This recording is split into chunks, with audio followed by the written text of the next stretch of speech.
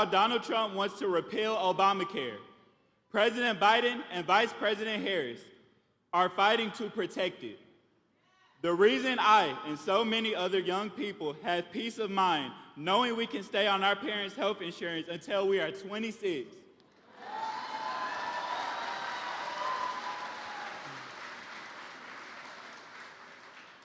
I will remember that it is at stake for my mother, my sisters, and women across the country who no longer have the right to make decisions about their own bodies because of Donald Trump. And that President Biden and Vice President Harris are the only candidates fighting for reproductive freedom.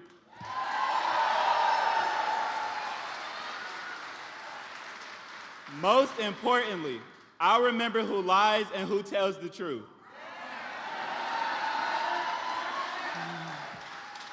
Who fights for the future and who will take us backwards. We know that the path to the White House runs through North Carolina, and we are up to the challenge.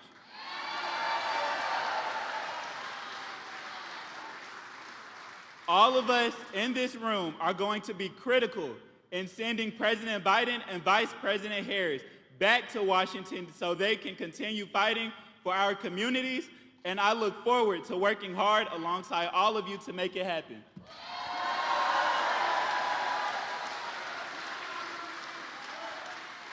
Now, please join me in welcoming our guest of honor to North Carolina, the first woman Vice President of the United States, Kamala Harris.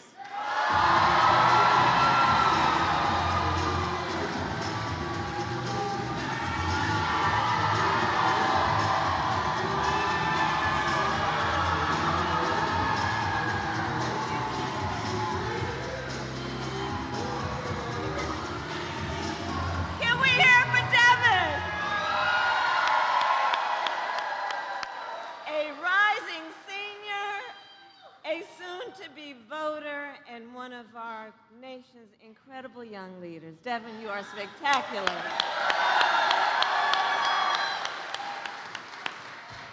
Good afternoon, Greensboro. Oh, it's so good to be back. It's so good to be back, and with so many extraordinary leaders. Thank you all for taking the time to be here this afternoon. I want to acknowledge my dear friend, Governor Roy Cooper. He came backstage, I said, Roy, you tore it up. And you know, he and I have known each other for years because when I became Attorney General of California in 2011, he was Attorney General of North Carolina. So we have been working together for years. Roy, I thank you for the partnership you have given President Biden and me. You've been extraordinary as a leader. Can we hear it from you? And Mayor Nancy Vaughn, thank you for your leadership and for greeting me so warmly on the tarmac this afternoon. Thank you, Mayor. And Chairman Alston, I thank you for your friendship and your leadership and all that you do. Thank you. Thank you. So it is good to be here in this historic place and to be, please have a seat for those who have seats. It is good to be with all the leaders of this incredible community and the leaders who have always here been on the front lines in the fight for civil rights. As some of you may know, my parents met while they were active in the civil rights movement.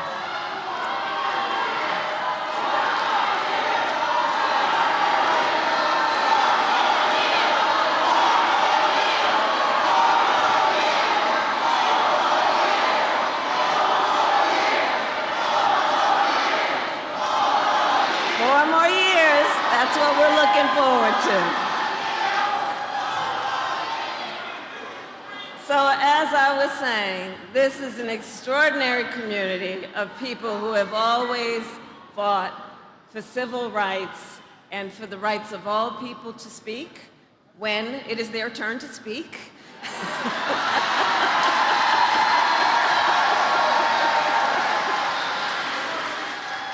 And of course, all voices are important, and I say that in true sincerity. But I want to talk a bit about the work of this community in the context of the civil rights movement. My parents met when they were active in the civil rights movement. They took me to those marches when I was in a stroller. And I grew up then in a community like this one, where the people who were raising us, I look at Devin, I think about my childhood. We grew up in a community of people who, when we were young, they told us literally, you are young, gifted, and black. They taught us that we could do anything and should never be burdened by the limitations of other people to be able or not be able to see what can be. And this is that community who understands and can see what is possible unburdened by what has been. We collectively, I know, were raised and taught to understand we have a duty to serve in the fight for freedom, opportunity, and justice for all. And it is that sense of duty, not if you feel like it, duty, which guides us at this very moment. We are today 117 days out from the election. And I know many of us have been involved in these elections every 4 years, and nearly every time we say, this is the one. This here is the one. This is the one. The most existential, consequential, and important election of our lifetime. Now, we always knew this election would be tough, and the past few days have been a reminder that running for President of the United States is never easy, nor should it be. But one thing we know about our president, Joe Biden, is that he is a fighter. He is a fighter. And he is the first to say, when you get knocked down, you get back up. You get back up. So we will continue to fight, and we will continue to organize, and in November we will win. We will win, because we know what's at stake. And in this election, there can be no doubt who you can count on to fight for you when it counts. It's simple. President Biden and I fight for the American people. Donald Trump does not. He fights for himself. Roy talked about it. Look at the issue of affordable health care. When Donald Trump was in the White House, he tried more than 60 times, to end the Affordable Care Act, to take health care back from millions of Americans, including 3 million black Americans, to once again give insurance companies the power to deny coverage to people with pre-existing conditions. You remember that? Remember what that was like? When people were being denied health care because of a pre-existing condition? Children with asthma? Women who had survived breast cancer? Grandparents with diabetes? Let's not forget what not too long ago that kind of perspective means and meant to real people, our relatives, our friends. President Joe Biden and I, on the other hand, have defended the Affordable Care Act and made it stronger. Because we know access to health care should be a right and not just a privilege for those who can afford it.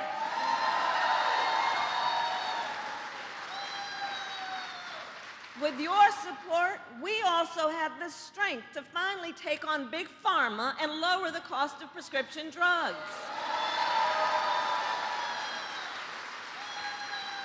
It was with the knowledge that black people are 60% more likely to have diabetes, Latinos 70% more likely to have diabetes, that we capped the cost of insulin for our seniors at $35 a month.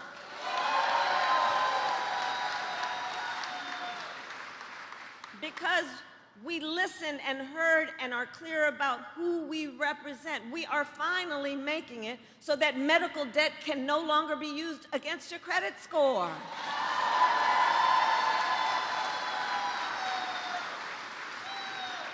There's the issue of student loan debt. When Donald Trump was in the White House, he tried to end student loan forgiveness for public servants. Who are our public servants? Well, they include our teachers, nurses, firefighters. Joe Biden, on the other hand, Joe Biden and I, well, we have forgiven student loan debt for nearly 5 million Americans. And twice as much for our public servants. We, together with you, have also taken on the issue of gun violence, knowing the tragic reality. Greensboro, gun violence today in America is the #1 killer of the children of America. Think about that. Not car accidents, not some form of cancer. Gun violence is the #1 killer of the children of America. And Black Americans are 10 times as likely to be the victim of gun homicide.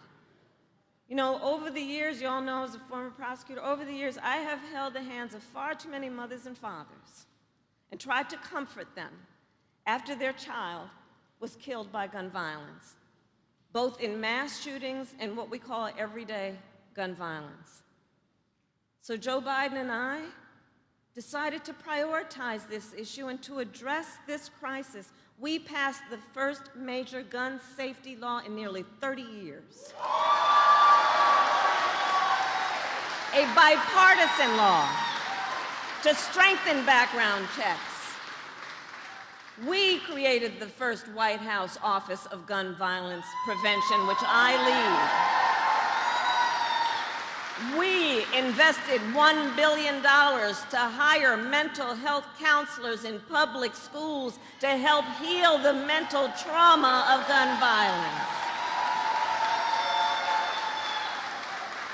Because far too many of our children go to school every day learning about how this could impact them in a very real way.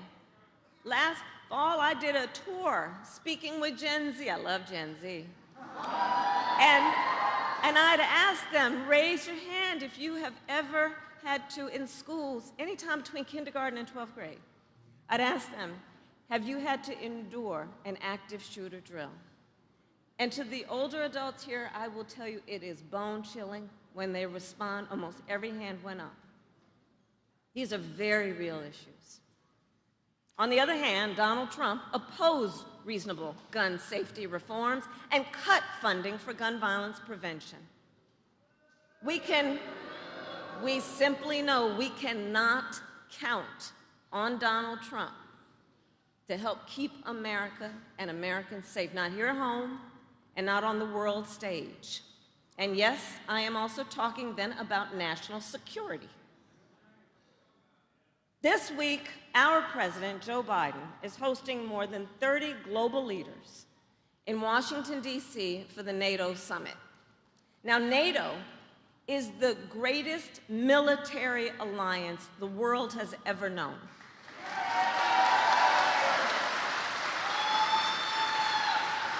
And thanks to our president, Joe Biden, thanks to Joe Biden, if there is one single person who deserves credit in the world for strengthening NATO, making it stronger, making it more united and more effective, that is Joe Biden. That is Joe Biden.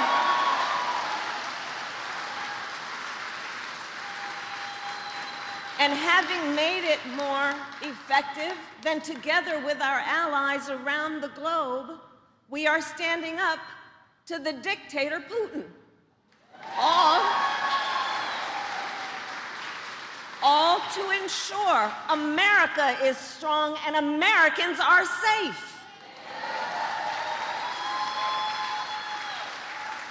On the other hand, do watch, because it's not new. On the other hand, watch as Donald Trump has embraced Putin. Watch that. It's not just happening today, it's been happening. As he, Trump, threatened to abandon NATO and encouraged Putin to invade our allies. He even said Russia can, and I'm going to quote him now, and forgive the use of the word, but he said, quote, Russia can, quote, do whatever the hell they want. And he wants to be the President of the United States?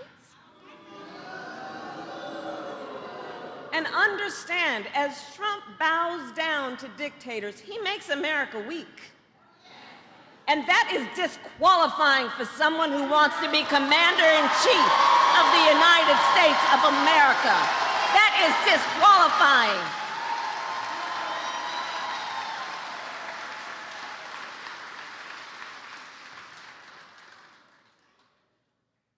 So all of this to say, there is so much at stake in this moment. And last week, we were again reminded of that fact when the Supreme Court basically told this individual who had been convicted of fraud that going forward, he will be immune for activity we know he is prepared to engage in if he gets back into the White House. This is not 2016, this is not 2020. Understand the significance of what the Supreme Court just did.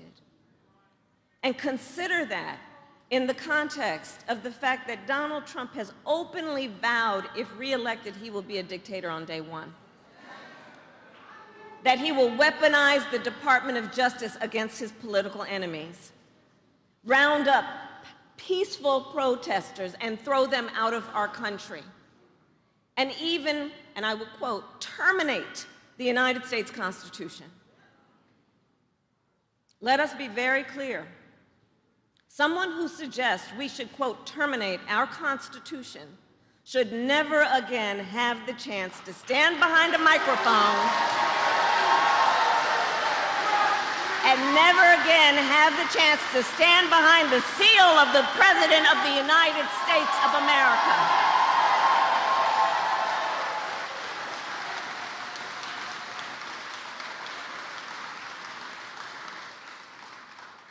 And some of you, of course, have heard that Trump's advisors have created a 900-page blueprint for their agenda for the second term if they were to have one. They call it Project 2025. And it includes, check this out, it includes a plan to cut Social Security. It includes a plan to repeal our $35 cap on insulin. It includes a plan to eliminate the Department of Education and end programs like Head Start. I say to the teachers and the students here. And Project 2025 outlines a plan to limit access to contraception and for a nationwide abortion ban, with or without an act of Congress.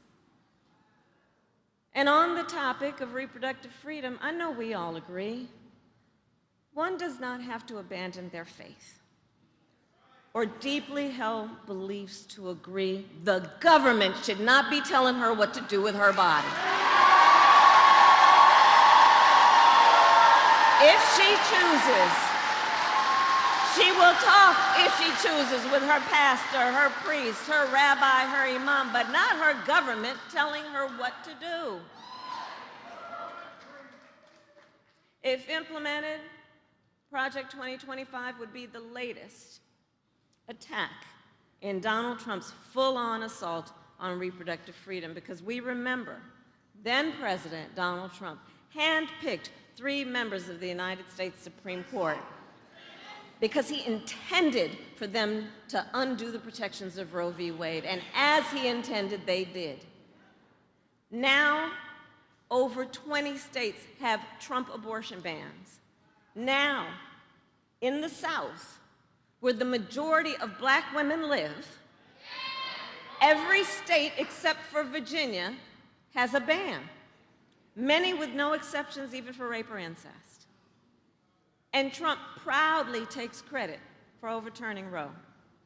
Make no mistake, if he gets the chance, he will sign a national abortion ban and outlaw abortion in every single state, but we are not going to let that happen.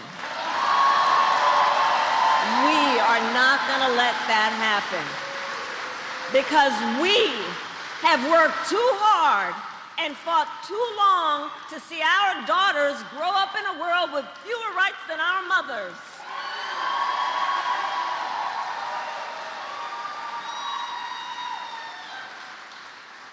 And when Congress passes a law that restores the reproductive freedoms of Roe, our President, Joe Biden, will sign it.